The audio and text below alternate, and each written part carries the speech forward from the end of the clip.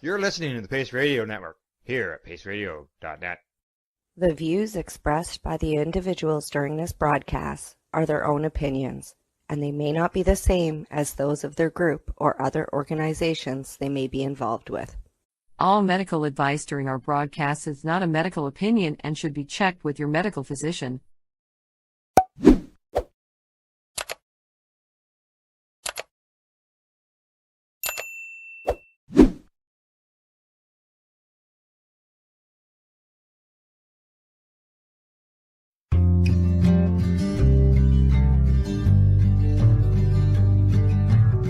I want to talk about news, don't want the drama. From no pretentious media Madonna. I found me a great ganja mama. Cannabis and coffee with Tamarijuana. Wow. Good morning, everybody, and welcome to Cannabis and Coffee with me. It's been a morning already, and I guess it's been a week and a weekend and all kinds of different things that have been going on. So I don't even know where to start today, besides I don't have a guest. I had a guest last week, and we had a great conversation about the advancement in sprouts and plant matter medicine and the difference between alkalinity and CBDs and THCA, which is a great thing to learn about because I'm also like seeing on here there's been some research being done on CBD and CBG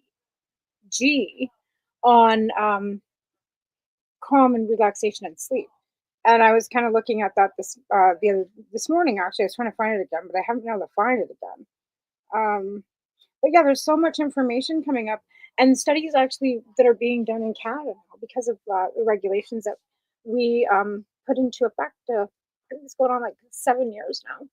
It was 20. I don't even.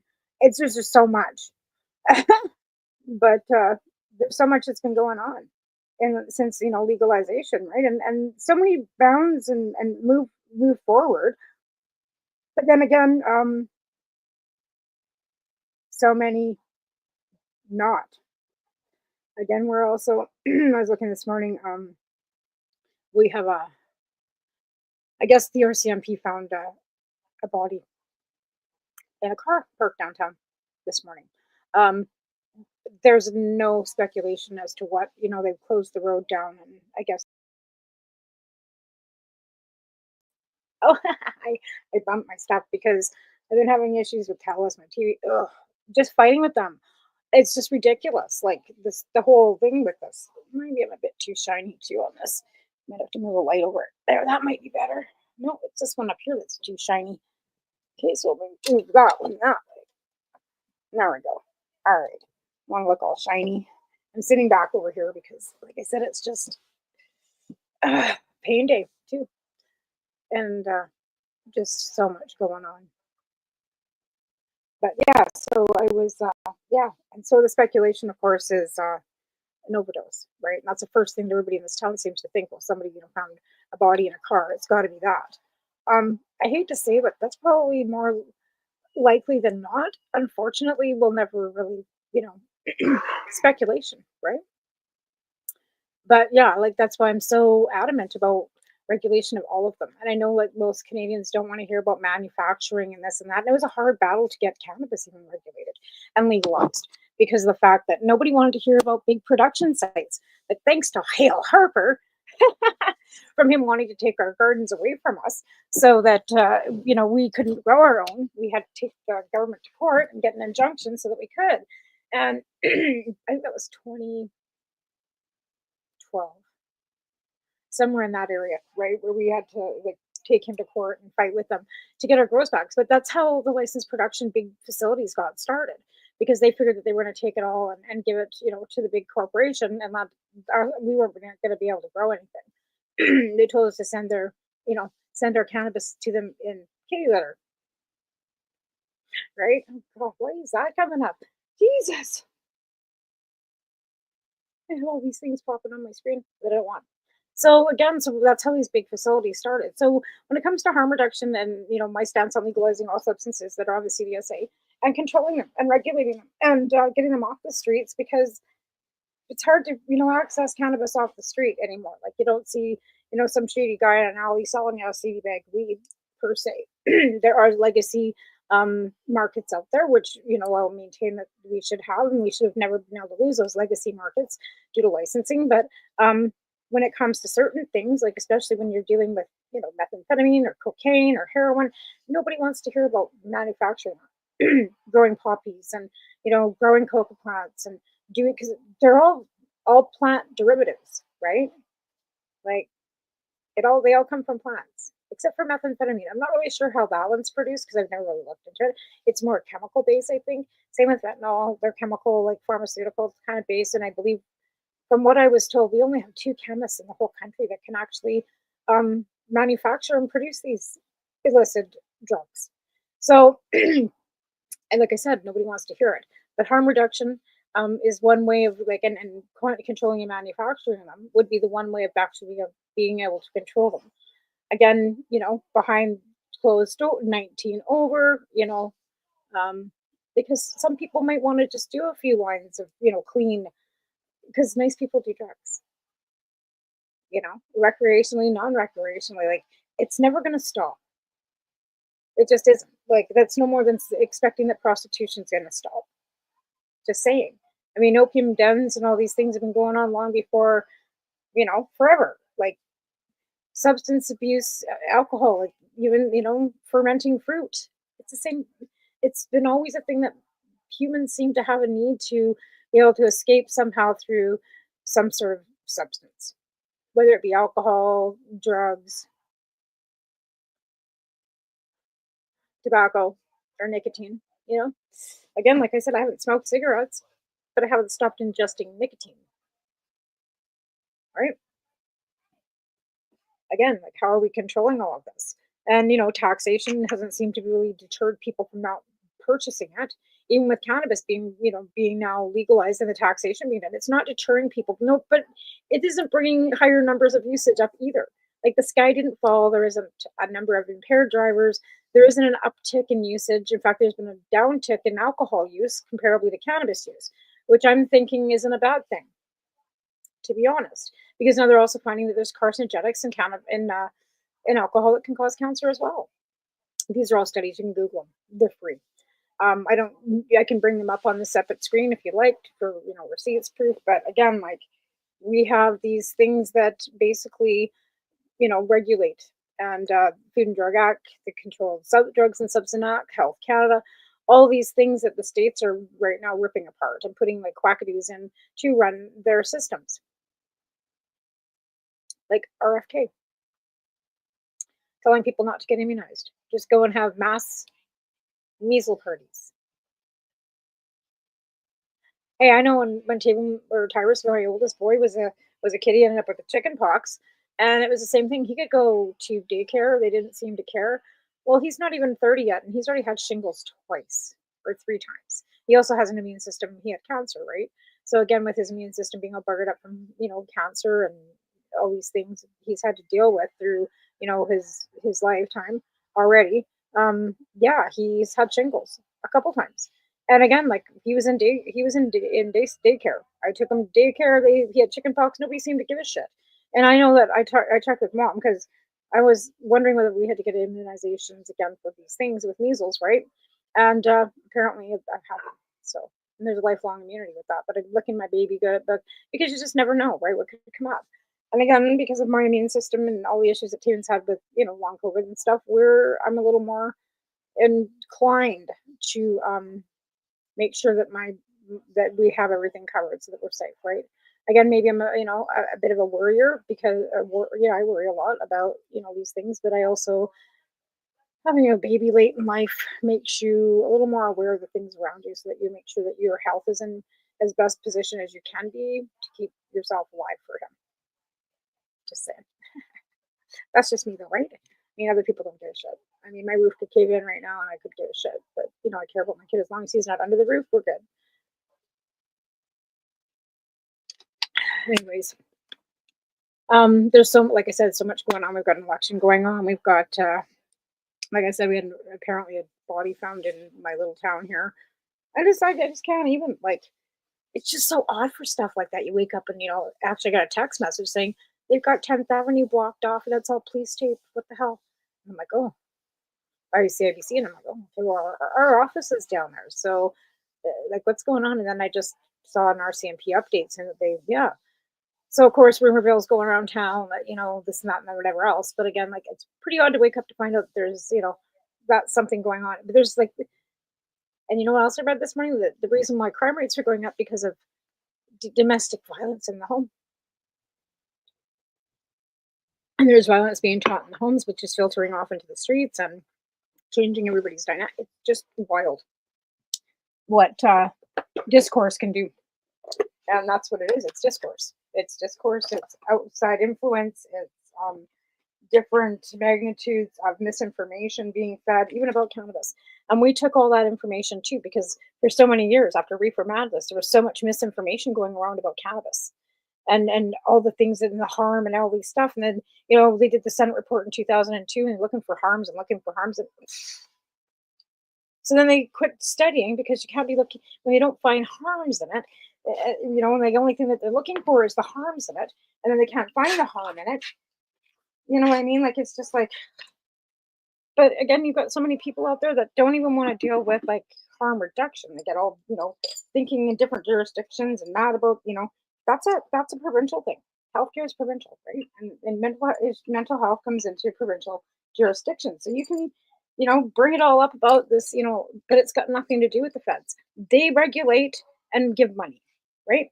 So yes, drugs are a federal issue to a point. If you're charged with a drug offense, it's an indictable conviction, which leads it into the federal court system, right? And if you get sentenced to 2 years plus or two, depending on your sentencing, is whether you end up in a federal prison or a provincial prison. And cannabis these days are finding too many people that are actually being busted for cannabis. But I think Al and I had an article on our last Pace show that actually in Ontario there has been large grow busts, and there has been patients being questioned about their 20 and 30 gram licensings, and they're finding that a lot of doctors and they're rolling them back. They're not giving out the big licensing that they used to anymore, and if they are, they're questioning all of it, right? I don't want to air. Yeah, right in here. But I'm also doing my show. Sure. But yes, there's lots of pink towels. Kids. And hubby's home too, so this could be the background noise you're hearing. Is his little tablet going, but yeah. But there's, like I said, so much going on that it's hard to decipher through and make, the muck through all the noise. So again, like I said, back to, harm reduction and, all this, BS and misinformation about, nobody's legalized all the hard drugs. Nobody did that. They decriminalized in British Columbia as a pilot project that still leaves I think it's 2.5 grams decriminalized, but it also doesn't, and they really have cracked down on public use. Because that was the big screaming point for safe injection sites. It was the needles and everything being found in paraphernalia being found around the sites, right? So in reality, you have to have enough volunteers to be able to go out and deal with that kind of stuff, so to keep the area cleaned up. But that's been the main, concern about public use, right? With this decriminalization is basically talking about the fact there's been needles and stuff being found all over the place, which I understand. I mean, I've watched it myself. I don't want to see somebody using besides the taco time next, well, I'm going to go get gas. But if you have them unhoused, where do you expect you're going to see them, and you shut down all the safe ingestion sites. There's no vapor lounges for people to even consume cannabis anymore. So that would be a safe harm reduction, safe consumer consumption site. But yet there's a bar in every corner. Does that make any sense to anybody? Like, you can have a bar, which is a safe alcohol consumption site, but you can't have a vapor lounge. Or you can't have a safe injection site, but you can have a bar. Like, do you see what I mean? They've made liquor into a commodity that is legal, so that you can go and have a good time. There's commercials and all these things, on a radio station saying, blah blah blah. There's a beer for that, or blah blah blah. There's an ice cap or there's a cooler for that, as an advertisement, right? But you don't hear them saying, hey, you had a bad day. There's indica for that. or or hey, you've had kids' rooms and us. Oh, there's sativa for that. Like you don't hear the commercials like that because cannabis isn't allowed to be advertised. Yet on the radio you can hear, oh, you had a hard day. Oh, there's a Mike's Hard Lemonade for that.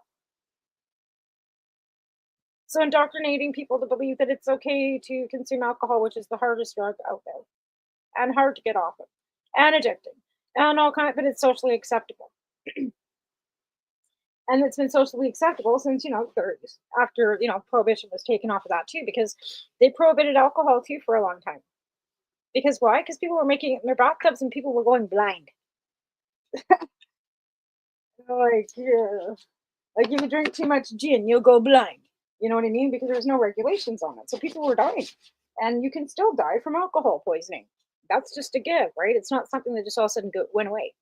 Oh, all of a sudden, alcohol is legal. You can't, yeah, you can overconsume and still die from alcohol. I'm sure that you probably, if you're a reasonable human being, knew that. But again, right now there's so much gaslighting and bullshit going on. You could probably tell somebody that the sky was purple and they'd fucking believe you. Depends on what Kool-Aid they're drinking. But yeah. So again, that's why they regulated alcohol, because of the fact that people were going blind. So again, with regulations on all the drugs, and you make it so that it's no poison, right? Intoxication's gone, poison's gone. Regulation testing, so you can make it so that it's safe. Doesn't mean that I'm going to. Let's put it this way: probably people that wouldn't have smoked cannabis didn't run out and start smoking cannabis when it became legal, and I wouldn't go start using heroin or anything else if it became legal. I'm not going to go start using heroin just because I can. It's not. It's a life choice, right? And I don't. It's not a choice that I would make. So again, no more people are smoking. Well, I wouldn't say that. More people have come out of the closet that were already smoking cannabis before legalization. Now they're just able to actually admit to it and not have to worry about prosecution. Because before, if you were, you could lose your job if you smoked cannabis. You could so many things, but now with legalization, that's taken that partial stigma off. There are still lots of places that you cannot consume cannabis. Because of the fact that it's heavy equipment or safety purposes. They don't want you consuming, whatever reasons, right? Like I know the mines here, even though tech was taken to court and found that it was against charter rights to randomly piss test people without any repercussion, they can still pre-employment piss test, but unless there's an incident, they shouldn't be able to just randomly roll up onto a site and just piss test you unless there's an incident, right? Well, the old patch has kind of gone that way, but the mines apparently not.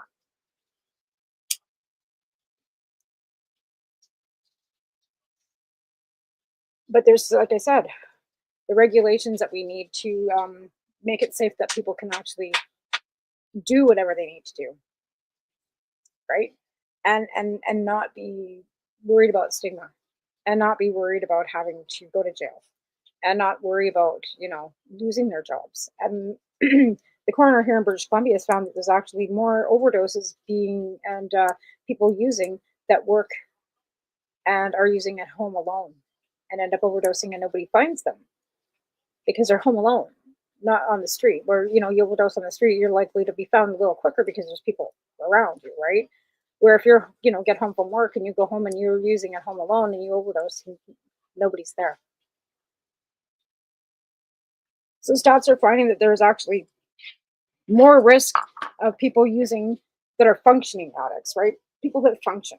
They get up every day, go to work, pay their bills, and hide their addiction than anybody that are on the street, houseless or unhoused on the street using.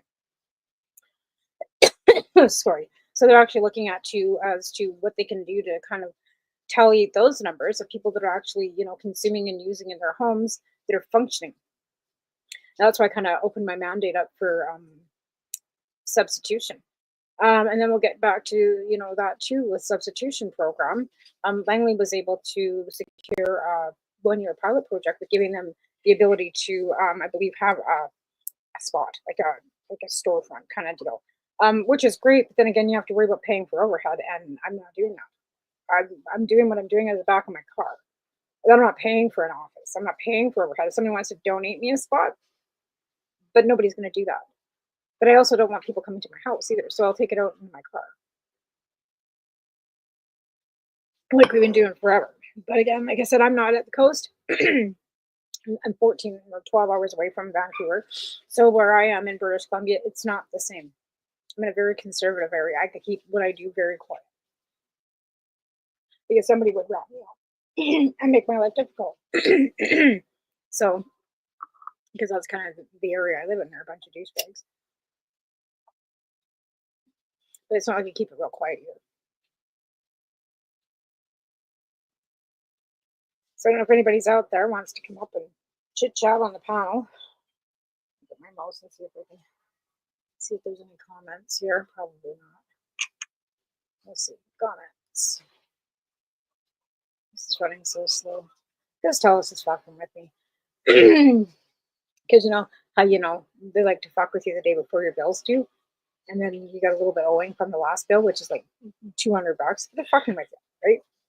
Tell you they're gonna suspend your stuff. I go to check my TV. They're in a line saying your account's been suspended. I phone TELUS and they're saying no, it's not. It's not on our end. I says, well, your little fucking app's telling me it is. Wouldn't hook my TV up. Anyways, everything's working right now, and I have to, give them some money. It's pretty hard to give them anything when you haven't been paid. My phone's going off, and I don't know why. What's right here? I'm looking for a turkey sergeant, as usual. But it would be nice to, I was looking at legalization in Canada.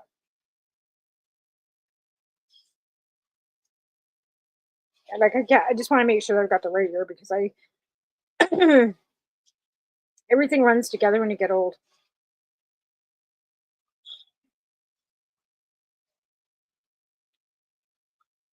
And that's the problem. When you get old, your brain, I'm not, that's not true. I'm not even old that. Just want to make sure that I'm not giving out misinformation. It was October 17th. I thought 2020, I was thinking 17, but it wasn't. It was 18.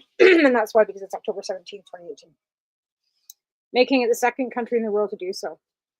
Cannabis Act took effect October 17th, October 2028, made Canada the second country in the world after Uruguay for formally legalizing the cultivation, possession, acquisition, and consumption of cannabis and its byproducts, opening a whole brand new industry to Canada and taxation, which is bringing in like 0.2 point. Let's see how much Canada brings in, how much taxation brings in taxation. $15.1 billion in government tax revenue for Canada and $3.0 billion in tax revenues for Ontario between 2018 and 2021.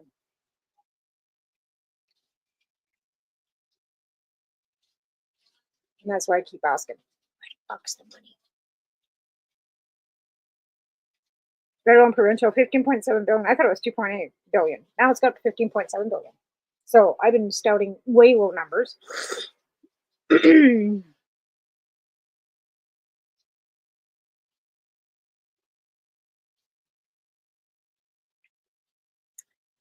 Oh, so they've changed the excise tax on cannabis.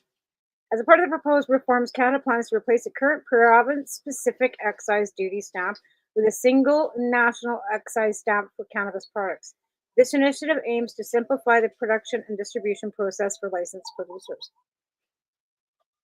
Well, there you go. And this goes into effect January 10th, 2025. So this is just getting going. If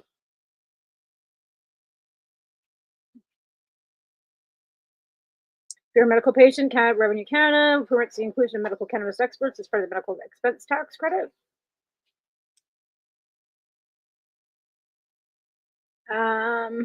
As cannabis use increased, 6% of all people in Canada reported consuming cannabis daily or almost daily, increased from 5% in 2018 and unchanged from 6% in 2023.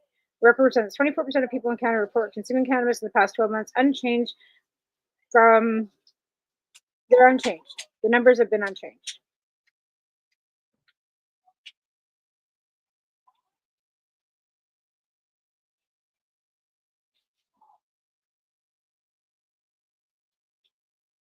So there are lots of things that have changed as well. Taking stock of progress. This is Canada.ca. So this is the Canada.ca website. We're going to go check it out. I'm going to make sure I'm checking what time. We got 4 minutes before I have to thank our sponsors. Taking stock of progress, cannabis legalization regulation in Canada.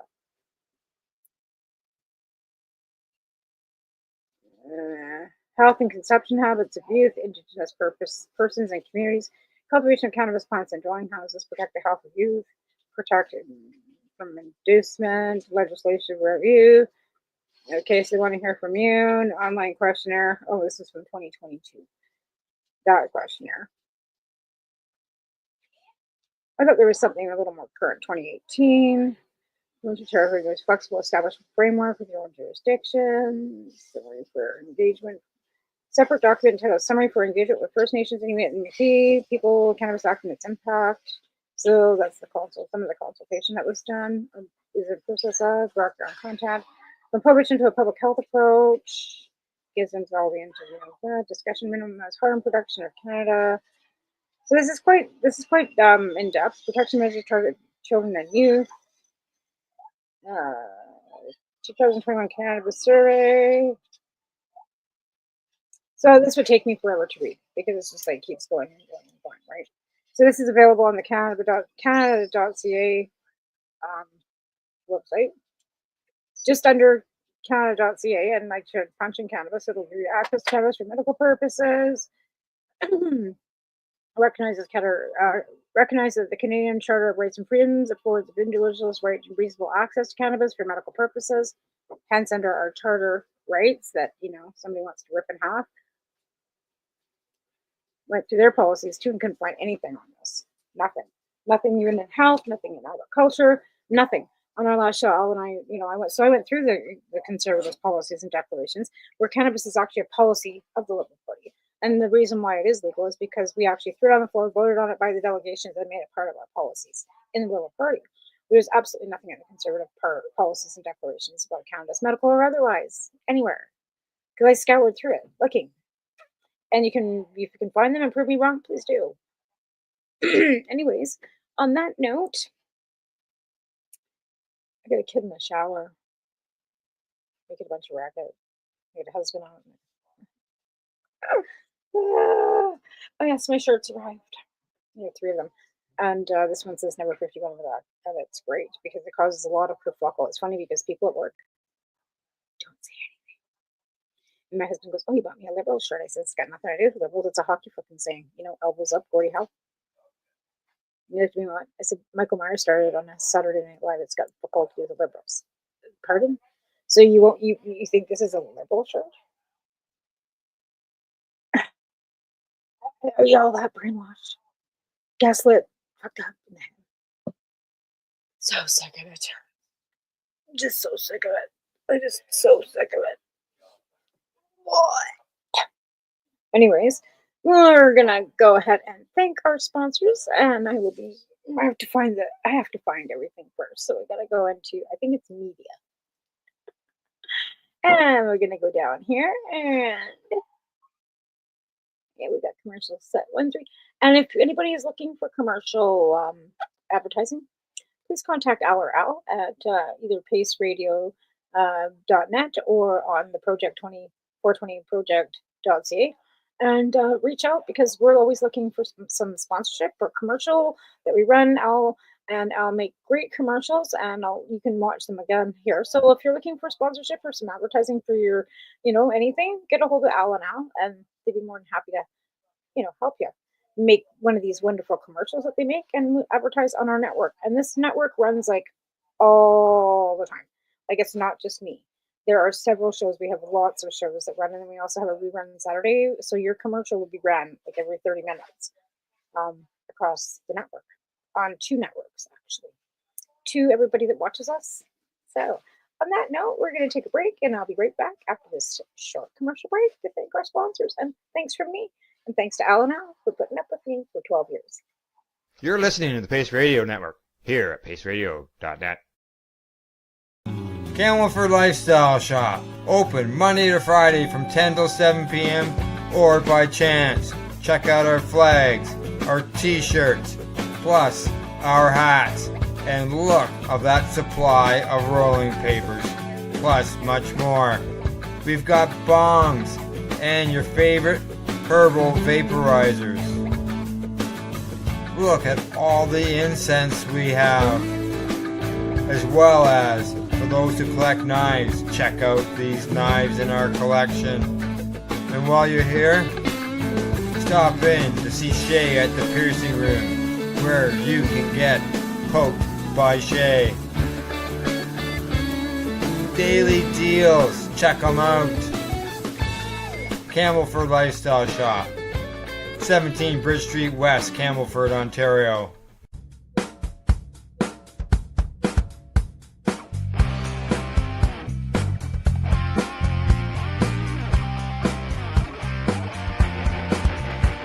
I'm having an awesome day, and I'm gonna make sure it stays that way.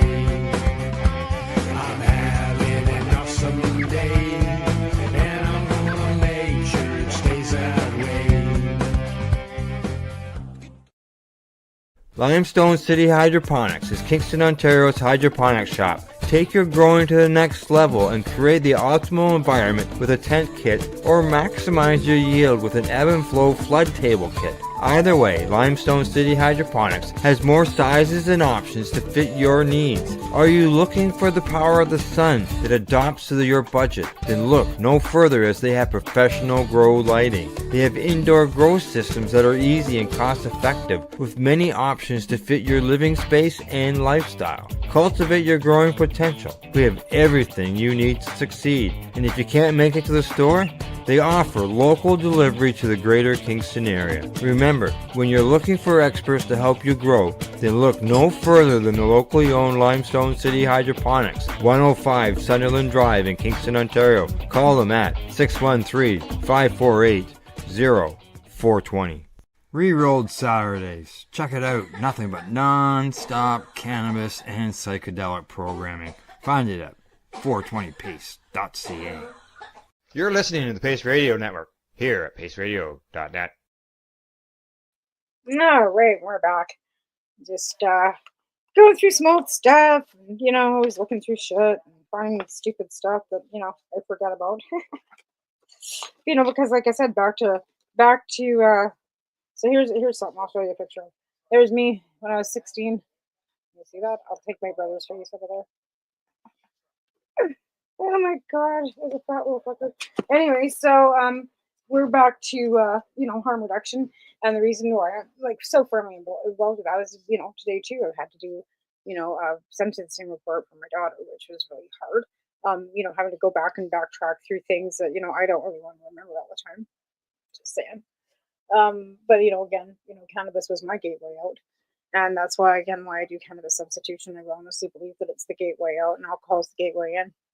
And if you can stay away from alcohol and, not get that inhibition down, right? Where you're willing to try anything once, and then that one time could be the starter for everything, right? It's hard to say where the breakdown is, right? And again, like I said, if anybody's watching out there wants to come up, send me a message and I'll bring you up on the panel and we can chit chat and go back and forth if you'd like. But again, you just have to let me know so I can share a link to you. But again, like I said, if you know somebody who's struggling with anything, alcohol, addiction problems, low income in my area, that you can reach out. And I think that, Langley getting their own program to a pilot project is a great thing. At least it's giving them the ability to maybe reach out, get some grants, get some funding. And that would be helpful too, because I know a lot of us, we all struggle to keep things going. But I'm thankful for my partnership with the store at the Res, that I go out there and take them stuff, and they turn that into other stuff that I can use to keep going, right? And it's just a barter system, and it works well because we're just bartering with each other to make sure that it's staying local, and then I'm helping, help others, and it just seems to work out that way. But days are getting longer, and that means we can maybe reach more people, and that's where I'm at. Like, especially in the summertime, it's hard in the winter. Like, we started up in the winter time, it was tough, trying to maintain, it was cold and windy, and go out and it was raining and cold, and then minus 40 hit, and everybody's moved after minus 15. I guess everybody's moved around and put into warming stations and into the lodge and stuff, which is great. But I mean, I'm not going to go pull up in the front doors of the lodge. Yeah, I'm here. Wait, babies here. I just wasn't doing that.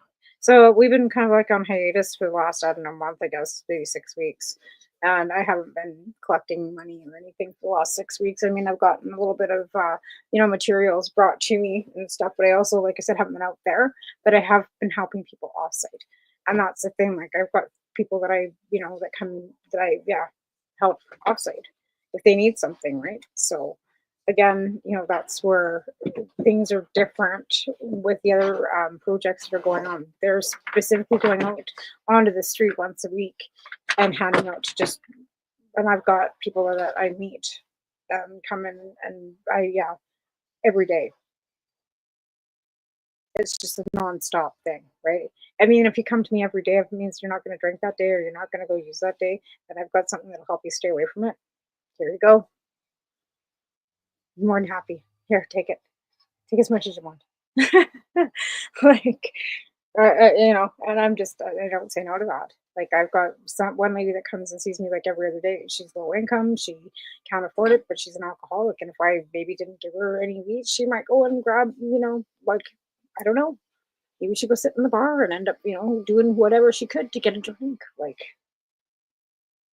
I mean, the bar scene doesn't seem to be as prevalent these days because people don't smoke in the bars anymore. I know what the bar scene is like. I haven't been to a bar in, I can't remember. Or 2018, 2019, when I was trying to promote the Cannabis Cup. And that's only because I was trying to promote the cup. So I went out and tried to smooch around and with the bar owners and try and get some sponsorship and stuff. And that was like 2 weekends, I think, when my Melly was here, because she was here dancing. And that's, I think, the last time I went to a bar.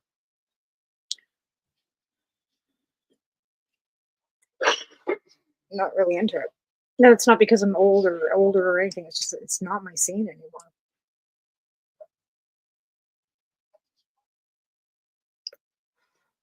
But again, if you're anybody local wanting to help me out with CSP and do some volunteer, get in touch with me, because that would be a great thing too. Okay, well, I think I'm going to cut this short today, just because there's so much going on around me. I've got a bobcat over here making noise. I got my husband out there making noise. I got a kid in the shower making noise, and it's just too rambity around here today. Nobody's giving me my space. So I think I'm going to cut the show short, just because, I'm out of topics. And why, sit here droning on and be boring, because, sometimes I'm funny. But today I just don't have the funny in me. It's kind of weighing on me about that person, parked in the vehicle. Just doesn't sit right with me. Reminds me of, things I don't want to. And I had to do this thing this morning too that kind of brought back some crappy memories, and I'm just kind of having a hard moment. So I'm going to take my tail and tuck it and sign off. So you all have a great week. I'll see you Wednesday on People Advocating Cannabis and Psychedelic Medications with Al on paceradio.net. Have a good week. See you Wednesday. Bye.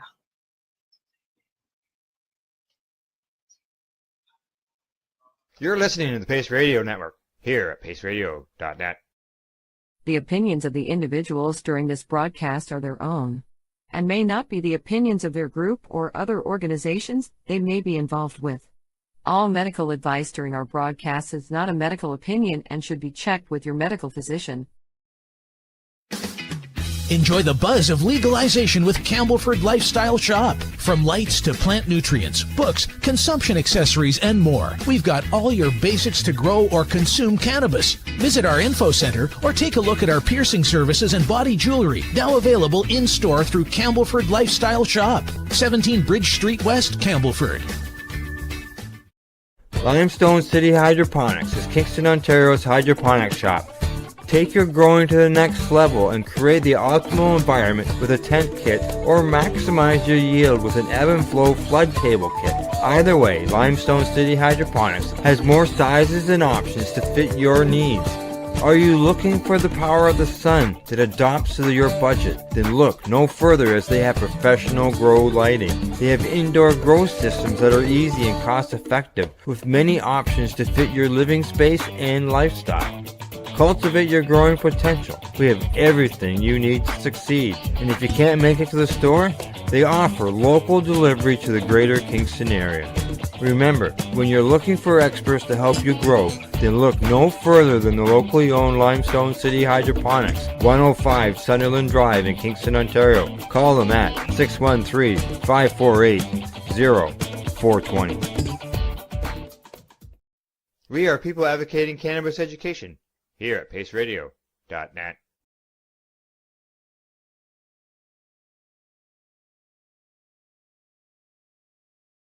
You're listening to the Pace Radio Network here at paceradio.net. The opinions of the individuals during this broadcast are their own, and may not be the opinions of their group or other organizations they may be involved with. All medical advice during our broadcast is not a medical opinion and should be checked with your medical physician. Enjoy the buzz of legalization with Campbellford Lifestyle Shop. From lights to plant nutrients, books, consumption accessories, and more, we've got all your basics to grow or consume cannabis. Visit our info center or take a look at our piercing services and body jewelry, now available in-store through Campbellford Lifestyle Shop, 17 Bridge Street West, Campbellford. Limestone City Hydroponics is Kingston, Ontario's hydroponics shop. Take your growing to the next level and create the optimal environment with a tent kit, or maximize your yield with an ebb and flow flood table kit. Either way, Limestone City Hydroponics has more sizes and options to fit your needs. Are you looking for the power of the sun that adapts to your budget? Then look no further, as they have professional grow lighting. They have indoor grow systems that are easy and cost effective, with many options to fit your living space and lifestyle. Cultivate your growing potential. We have everything you need to succeed. And if you can't make it to the store, they offer local delivery to the greater Kingston area. Remember, when you're looking for experts to help you grow, then look no further than the locally owned Limestone City Hydroponics, 105 Sunderland Drive in Kingston, Ontario. Call them at 613-548-0420. We are people advocating cannabis education here at paceradio.net.